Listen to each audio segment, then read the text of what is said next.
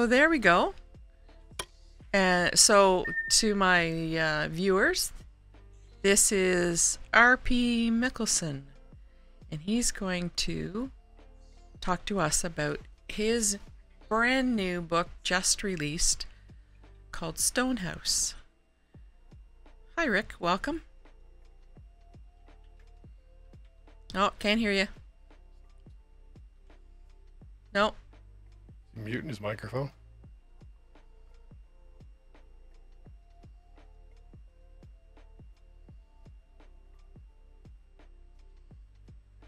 Can't see him either. Yeah, I can see you, but I can't hear you. Have you got your mic muted? Probably.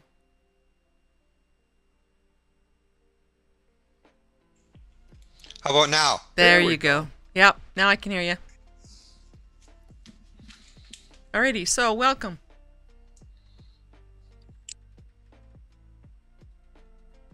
Okay, whatever you did, it took out the sound again. How about now? There you go. Yeah.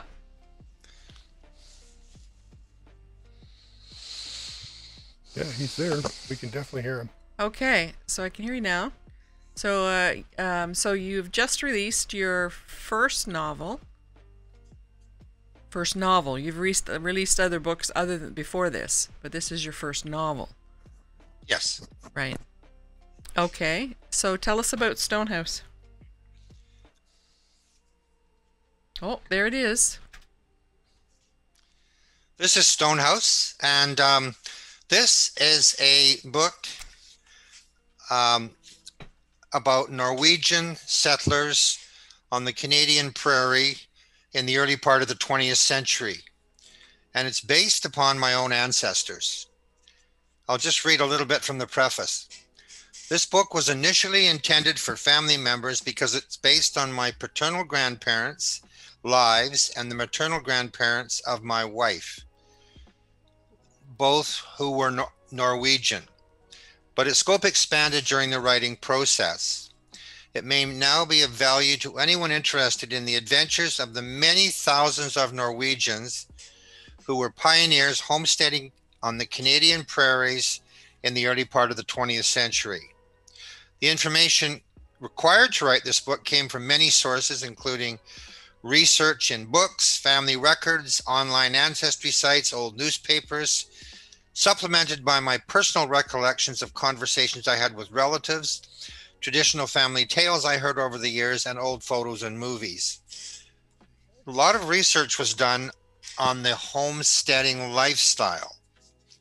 However, and there's much in here that's based on my ancestors, but when it comes to the characters and their adventures, a great deal of it is fiction.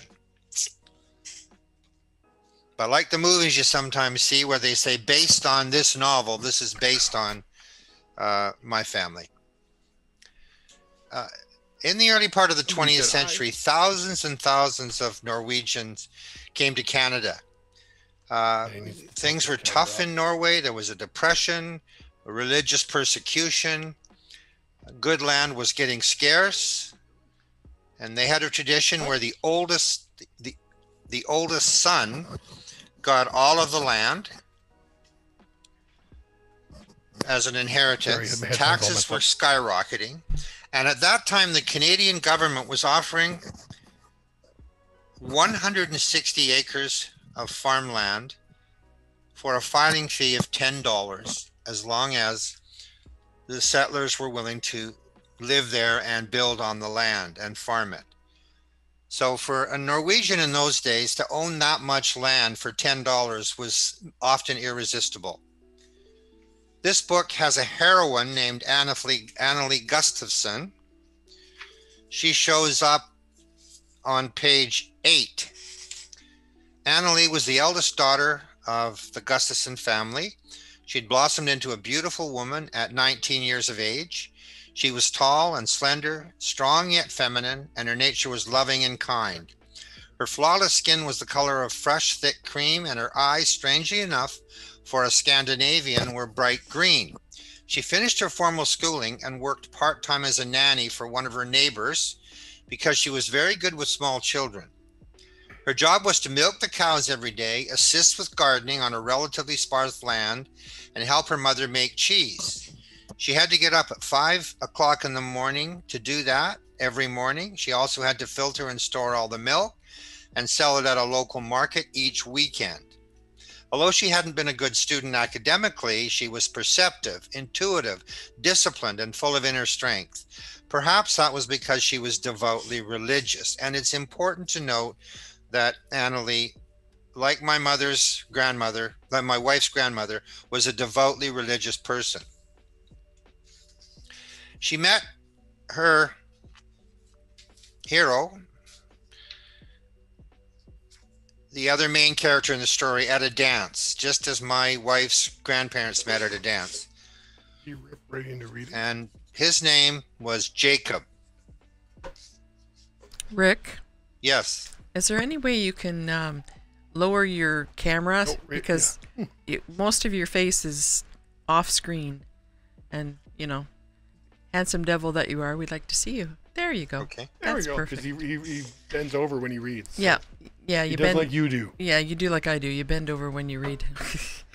So I already had somebody in chat ask how to pick up the book, and we've given them the philidithbooks.com link for that. So there you go. Actually, Book I'm is gonna published change by that box. Philidith Publishing. Yep. So you can always get it there.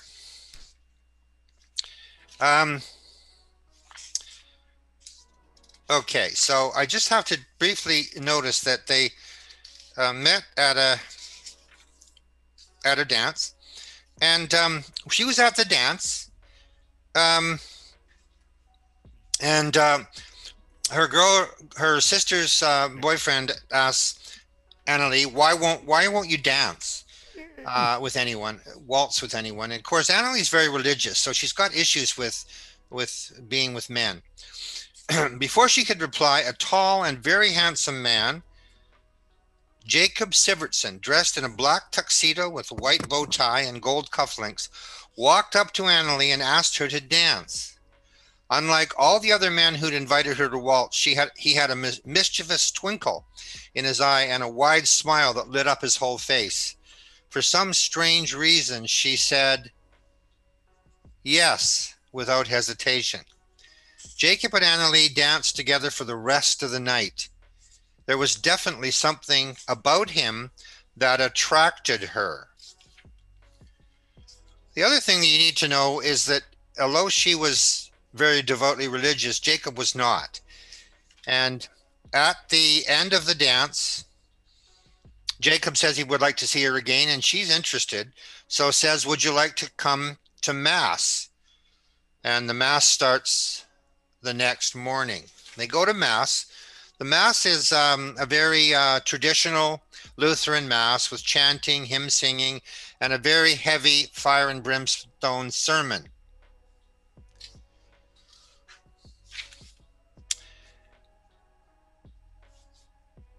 As they walk out of the church, Annalie says, did you like the service, Jacob? No, it was too long and formal. The cleric's words were extremely harsh. I don't believe our young people are that sinful today. Didn't you like the music and the prayers? No, I prefer classical music on a violin or folk tunes, replied Jacob briskly. By the way, he plays the violin. You know, Jacob, all my friends go to this church and we participate in Women's Aid. What do you do at Women's Aid? We distribute alms, sew clothes for the poor, and make hospital visits, things like that. We believe Christ wanted us to serve our fellow men, especially those who are suffering. Annalie, I'm sorry I sound mean, but I had some difficult experiences with church officials while at school. In those days, the Lutheran Church was totally in control of the society. How do you mean? They made me pass difficult theological exams before I could go on to each new grade. Well, maybe that made you smarter and more disciplined. It could be, Annalie, but that's not all. My best friend is a Quaker, and his family has been persecuted and bullied by church officials. They've withheld privileges, prevented my father's friend from advancing in his career, and remained silent when his wife was harassed by some of her neighbors. Oh, I see, she responded. I'm beginning to understand why you don't like the church that much. But without the fear of God, Jacob, what would curb men from acting in barbaric ways? I think there is such a thing as innate goodness, Annalie. Men can get corrupted from it, but most people are naturally caring and compassionate at their core. Perhaps you're right, but my knowledge and experience of an infinite power gives me so much strength and peace that I don't even want to think about a godless world. So let's just agree to disagree on this. Now that makes a lot of sense, says Jacob. It's important because the faith that she has sustains her through very difficult times in the homesteading life. It was a very, very difficult and tough life. Annalie's father is not well. He opposes any kind of, he doesn't like Jacob and opposes any kind of relationship. He's afraid that he might ask her to go to Canada. They date, they fall in love, despite their issues and their differences. He's got a certain charisma that she cannot resist. And on page 26, Jacob says, Annalie, I've given this matter a great deal of thought. I think you'd love the Canadian prairie. Jacob already has a homestead on the prairie. He's just come back to Norway, basically to get a wife. Would you consider marrying me and coming to Saskatchewan? It's 1908 now, a brand new year, and we could begin a whole new life of freedom and prosperity together. Canada would be a wonderful place to raise children on our own homestead. That's all well and fine, Jacob, but do you love me that much? Yes, I do, and I always will. You're the person I want to spend the rest of my life with. Are you aware that my parents would vigorously oppose such a move? My father would never permit me to leave Norway, and my mother would be heartbroken if I moved away. Perhaps they would, but you're an adult now and can make your own decisions. Jacob, let me think about this. I must pray about it before I give you an answer. There's so much at stake here. I'll let you know soon. She's 19 years old. She does go into heavy prayer in her basement, where she has a little area that has candles and a crucifix. She falls silent and opens up her whole being to a divine impulse. A deep sense of peace descends upon her, and the tension in her body relaxes. Several candles lit up the face of Christ, and it felt like he was smiling back at her with love and compassion. Thank you, Lord, she whispered. Okay. All of a sudden, waves of pure joy bubbled up from the depths of her soul. She then realized that the right decision would eventually be made. Thank you, Lord, she whispered, and stayed kneeling for over an hour. I can accept whatever happens. The next day, her father calls a meeting, a family meeting, and says, my foot has become infected and may have to be amputated. Don't worry about my health. I will recover. But this injury has made me think about my estate. I want you all to know that I've listed everything I own in a legal and official will with the seal of the state of Norway on it, which means it can never be disputed. Anders, my only son, her brother, and he looked straight at Anders and smiled proudly, will be bequeathed everything I own and possess. In this way, I'm following time-honored Norwegian traditions. It'll be up to him alone to decide what parts of the estate will be distributed to the family, if any. Please support him when the time comes to negotiate this legal matter. Meeting adjourned. With that, he banged his right fist on the table, got up, and moved clumsily and hurriedly away. Annalie had never thought much about her father's estate until he made this announcement. But as he made it, she became aware that it was the sign she had prayed for. Her fate had now been sealed. She then urgently wanted to talk to her fiancé. They had by this time become engaged, just as soon as she possibly could. Her answer is yes, I will marry you. I will go to Canada with you. He's ecstatic. Okay, I want to talk a little bit about their trip to Canada. So, Rick, how about you pause there? Okay. Because we want people to, buy this book, so don't tell them the whole story. Okay. Can you tell us a little bit about your writing career? So you have written other books, and you've been doing a lot of writing with writing groups. Yes. So the people that watch this are also, a lot of them are writers, and they're looking for tips on how to get from where they are to where you are.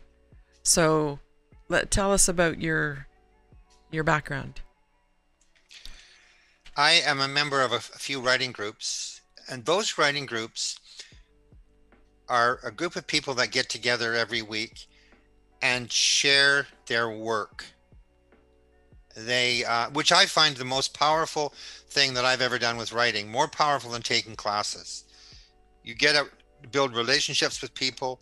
You understand what their writing is like. They read and share a bit of writing they've done, and everyone in the group gives feedback, and you give feedback, and they give you feedback on your work.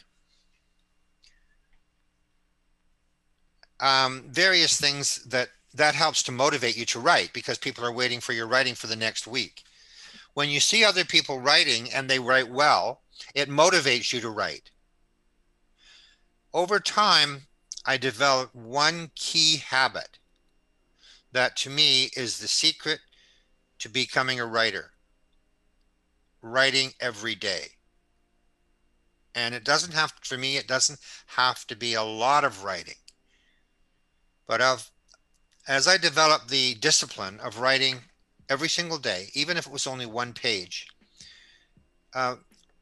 strange things happened. First of all, even if I wasn't in the mood, when I would do things like go for walks in nature or ride my bike, I would start to get really involved in the unfoldment of the story, and I would get inspiration as to what's going to happen next. And I start then thinking about the story and thinking about what's going on and the characters and what they're going to do and why they're going to do it and what's going to happen next.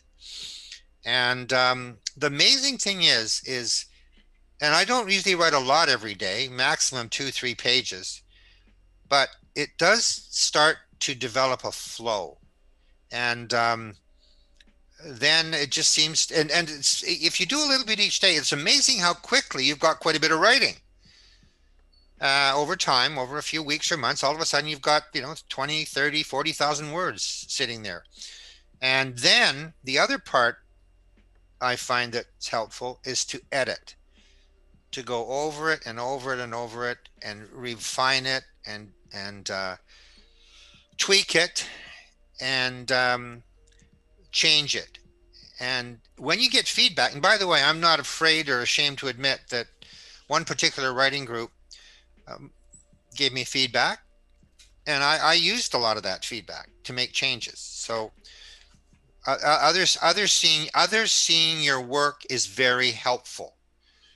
I have a tendency to work in a vacuum, and you can get off on a tangent if you do that. So having feedback, writing every day, and doing editing, and then doing some activity that creates the sense of what's going to happen next are the components that have helped me finish this book. And I'm now on my next novel, and I'm on about 35,000 words already.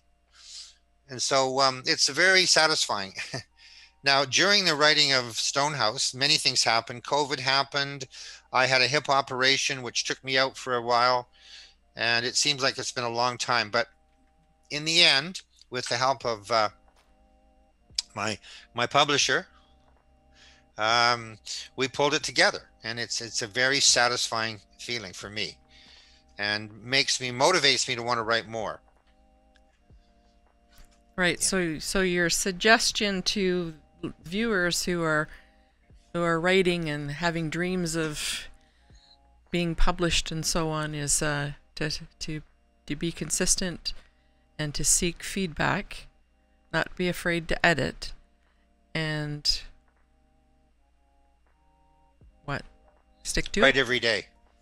Stick to it. Be consistent. Write every day and stick Write to every it. Yeah, even if you don't feel like writing, do it anyway. Even if you don't feel, and even if it's not a lot of writing. And another thing that happens when you do that, Not always, but sometimes what'll happen is you'll get flow. You get into flow state, and when you're in flow, the story just pours out of you.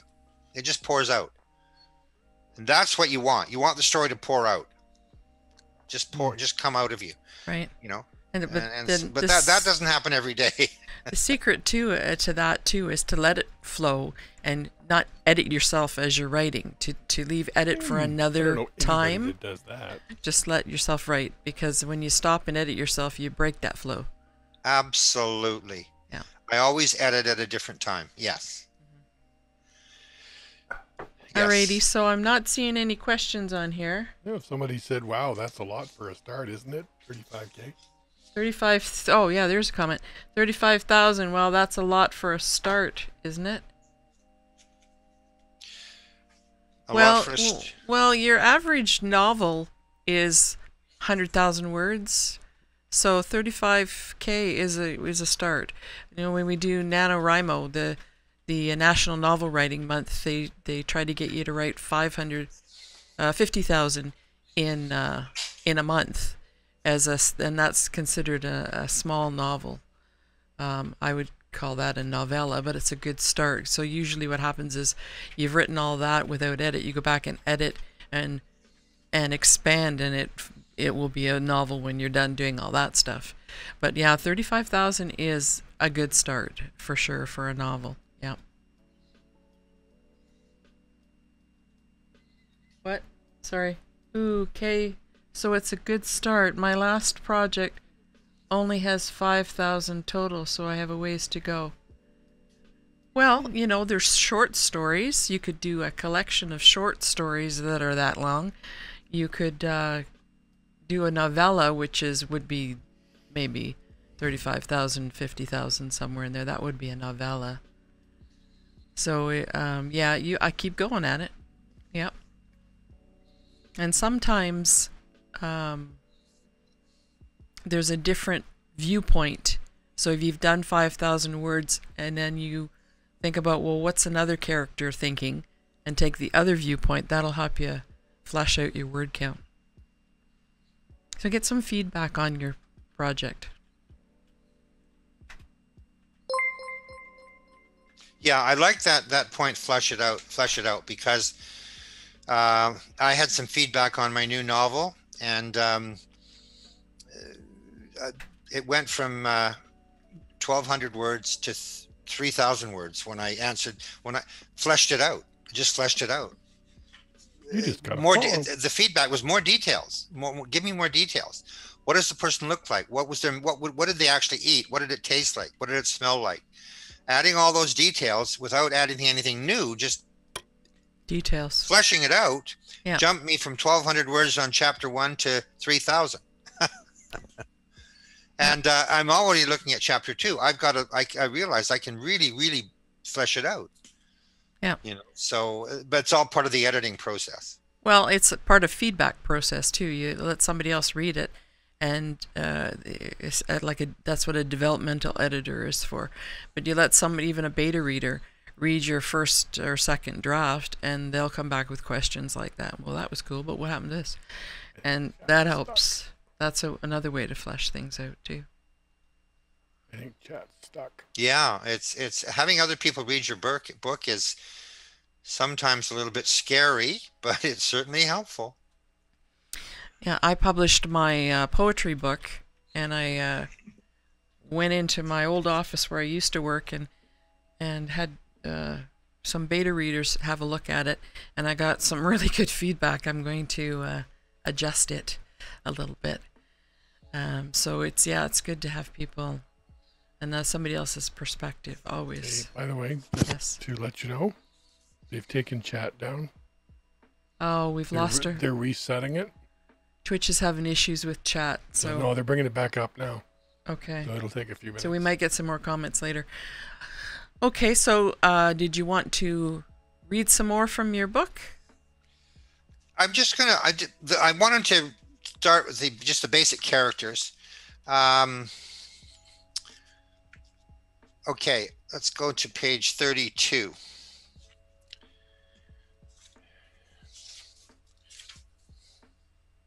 There we go. Jacob is talking to Annalie about the trip they're going to be taking.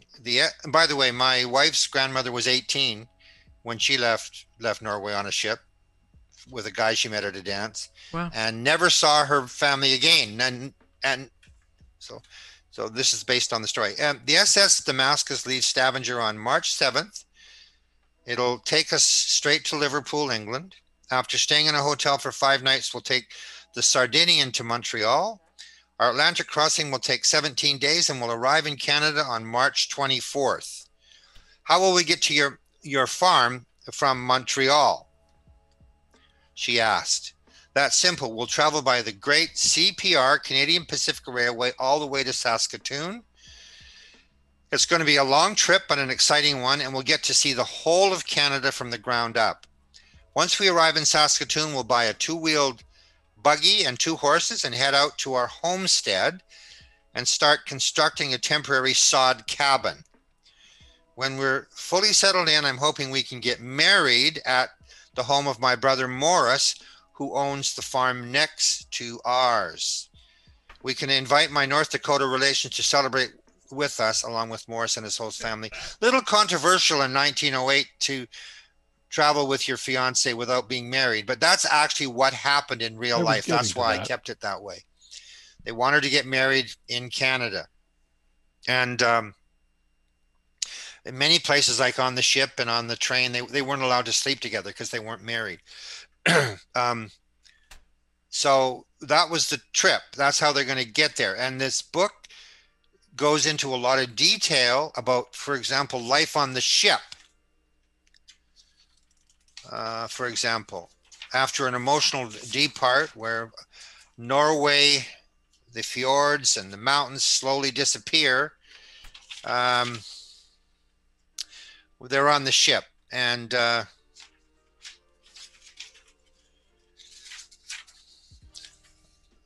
on the ship, the food is terrible. The ship is filthy. The seas are often rough. They get seasick. The beds have fleas in them. They're in economy class, so they're in real rough digs. Annalie gets sick, and when she goes to the doctor on board, she discovers that she's pregnant. Oh dear.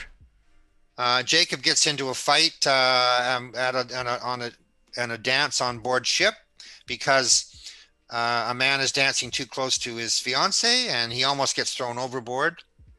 But they finally do arrive in Montreal. I talk quite a bit about what happens in Montreal. Annalie goes to a church service in French, doesn't understand it, but loves the music and the prayers and the hymns. Jacob actually discovers ice hockey. There's a Stanley Cup game on between the Wanderers and their opponents, and both Annalie and Jacob go to a hockey game. Jacob loves it. They go to a hockey celebration afterwards at Molson's Brewery. But eventually they board the train in Montreal heading to Saskatoon. There's quite a bit in the book about the trip across Canada on the train. They have a lot of the stops they make, a lot of the people that are on the train with them. Adventures happen on the train. They're with a lot of Eastern Europeans. Some of them don't speak English or Norwegian. Jacob does speak English, but Annalie doesn't speak it very well. Very few of them are actually Norwegian. There's a robbery on the train and a murder involving an indigenous person that actually ends up getting hung. And I go into some work about indigenous life on the prairies in that era. They eventually they eat strange food. They stop and they buy some food in one of the stations. They stop in Winnipeg, and that's noteworthy because they actually go to Eaton's, which was the biggest department store in Canada, and they ride escalators in 1908, and they discovered the Eaton's catalog, centered in Winnipeg, where most of the farmers purchased a lot of their goods in those days through the Eaton's catalog. They finally get to Saskatoon, have more adventures there. Jacob's able to buy an old wagon and 2 old horses for $40, and they head out to the homestead. Now, this is important. It's interesting. It's interesting that the horses and wagon were more expensive than the property.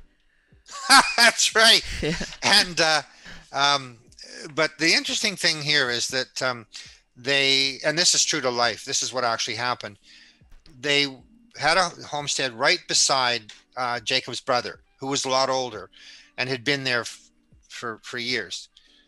And they received a tremendous amount of support from Morris, Jacob's brother, and his wife, and their children. But also, the other thing that's important is they ended up in a place called Turnip River. Now, there's no place called Turnip River. The actual real place is Radisson, but I changed the name to Turnip. That does exist, but Turnip River is the fictional name.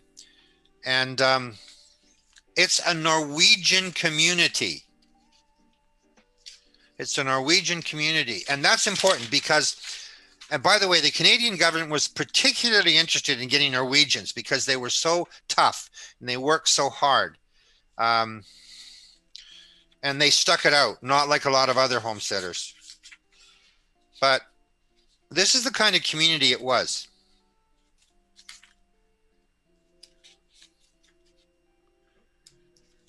Okay. They finally, in their buggy and their horses, they finally come to a sign on the road. Welcome to Turnip River, population 174. Did you say turnip? They were soon to learn that of the 174 residences of their new community, 158 were Norwegian. At long last, they'd reached their destiny. They soon found out that their farm was going to exist on a large tract of flat grass land with very rich soil and a stream running right through it. In the middle of that stream was a huge pond full of Canadian geese. They landed in a remote part of Western Canada, but fortunately in the middle of a settlement that was primarily Norwegian. The Viking secret for surviving in this challenging land, and it was extremely challenging, hard to live. They didn't have electricity. Everything was very primitive. They started out in a sod hut. The secret was working hard and staying close together as an interdependent community. This was a heritage they'd established 1,000 years before. Scandinavian folks were renowned the world over for disciplined work, thrift, honesty, integrity, and piety. They knew how to recreate and maintain a real community. And the whole reason that Jacob and Annalie were able to be successful as homesteaders was because they lived in a community that helped each other, work together, and they were interdependent. And that was, and then of course, there's a lot in the book about life on the homesteading, farming. They had some animals. How do you build a sod hut? How do you grow wheat? How do you cut it? How do you get paid for it? A lot on that. And they had a good start the first couple of years. They had a vegetable garden. They had some animals. They profit shared with Morris, the brother next door. He had all his crops in. And things are going along pretty well. They actually had a baby.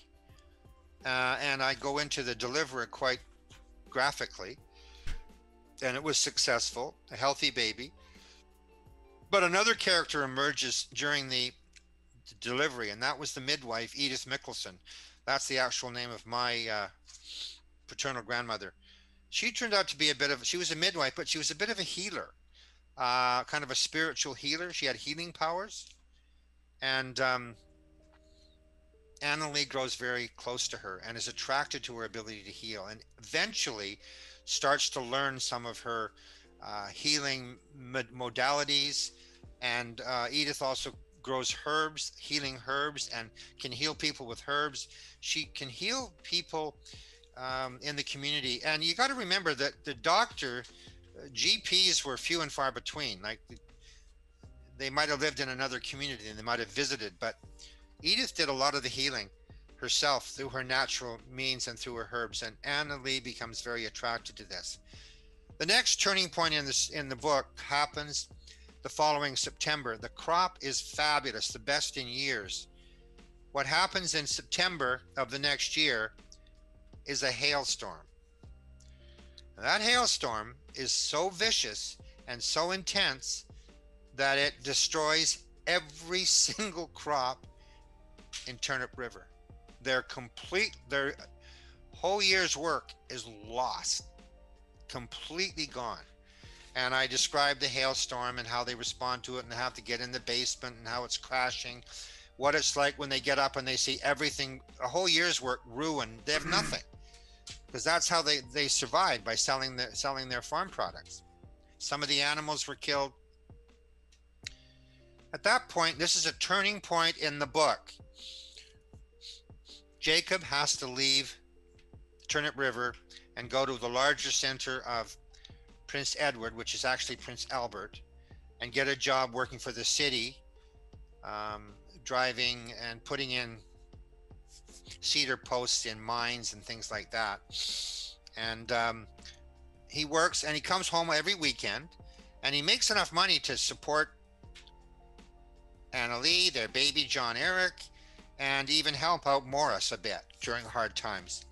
And he does that, and that goes really well, but he's not all that satisfied being an employee. He's a very independent person, and he's doesn't like being an employee. Eventually, and one of the people in Turnip River, Peter Mickelson, actually my grandfather's name, he and my paternal great-grandfather was a butcher and was a very successful butcher, and actually became wealthy in Roblin, Manitoba through butchery. So, but in this story, Peter has his own little butchery operation for himself and his family. But Jacob has the idea that he's going to partner with Peter Mickelson and take that little local, he's got a little butcher shop where he butchers the meat in his barn, and expand that into a butchery business and expand it into Prince Edward. And I go into a lot of detail about, he's a natural businessman, he's a natural marketer, and using his extended family, he becomes successful over a few years in the butchery business and calls it high quality meats. And we get into family members that are all working for the business. And it takes a lot of time, but eventually he actually becomes very successful in the meat business. And as he's doing this, Annalie actually becomes more religious. He becomes less religious, gets into some kind of almost unethical things. Jacob is a very hardworking guy, honest, loves his family, disciplined, but he has a character flaw. And that's alcohol. He's not an alcoholic, but if he ever drinks, he has this part of his character that comes out that's not very nice. It's some cruelty comes out, some anger, and he becomes insensitive, and sometimes even wanders from the marriage bed. But only when he drinks, and he doesn't drink very often. But as he gets more successful, their marriage grows a little strained. Annalie becomes more and more religious. She gets into healing work. And eventually, at the height of his powers, when he's become wealthy, he gets bitten by a rabid dog in Saskatoon at a butcher's convention, and basically goes to the hospital, and Annalie comes to see him, and they talk and they go over their life, and he dies. And at that point, Annalie kind of takes over the business, or gets heavily involved in the business, and she brings over some of her sisters from Norway that she hasn't seen for 25 years. They have a successful business. They actually buy a hotel in Saskatchewan. And I go into a lot of details about how that business develops in the context of the times, how life is changing over the years in Saskatchewan. At the end of the book, it's an interesting thing happens. And maybe we should let them read the book to find out what that interesting thing is. Yes, you need to read it to find out that John Eric, the baby, grows up and his son finds his memoir. And we learn about very many strange things that happened in the end with Stonehouse. By the way, my great-grandfather, when he homesteaded in Roblin, that homestead had rocks on the land when he bought it for $10. And that was the same with Jacob and Anna Lee. The rocks that they built the stone house with were on the land. And they built that stone house stone by stone from rocks that were already there on the land. This is actually not the stone house, but it's nicer than the stone house. And it's a beautiful picture. And so the stone house, well, I'll leave that up in the air. The stone house is an important part. It's the family, it was the family home around which their whole family centered. And they had parties there, and they had dances there, and it became the center for the Sivertson family over decades. Just like in my family, the stone house became the center of my grandparents and great-grandparents and their families. And my great-grandfather was a butcher, and he was successful. So there's a lot of stuff in there. And if you're interested in history, if you're interested in Canada, if you're interested in homesteading, if you're interested in the early days, if you're interested in how those homesteaders could make it in those horrible weather conditions with no modern amenities, then it's something you might want to read. Only if you're interested. It's a good story, and it's well written and very engaging too. The dialogue is quite funny at times, and yeah, it's well done. So. And I was very fortunate to have a fabulous publisher working with me.